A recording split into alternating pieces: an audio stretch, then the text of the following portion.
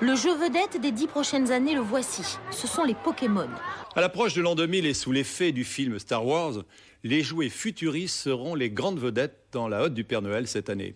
C'est l'une des grandes tendances observées d'ailleurs au Salon du Jouet qui vient de fermer ses portes au Parc Floral de Paris. Un reportage de Sylvie Sancy et de Denis Bertrand. Au 1er janvier 2000, Action Man vous préviendra. Le jouet préféré des petits garçons leur montrera la voie vers le 3e millénaire. Car finalement, certains jouets du futur correspondront quand même à ce que l'on imaginait il y a 20 ans. Des formes futuristes, des robots, du métal, le jeu version guerre des étoiles. Mais à côté de ça, c'est une nouvelle façon de jouer qui verra le jour.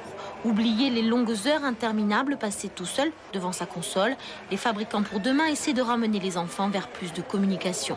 Ce qu'on va essayer de faire, c'est les amener dans la 3e dimension, en amenant beaucoup plus de réalisme, comme les animaux qu'on a pu voir, ou des robots, les sortir un peu de leur écran pour les amener un peu sur l'extérieur.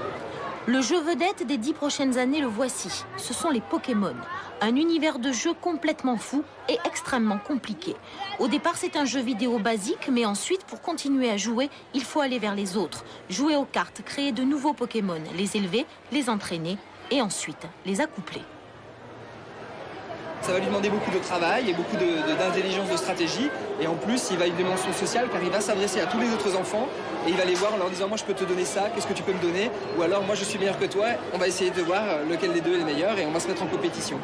On le voit, en fait, le jouet du futur, c'est plutôt un univers de jeu.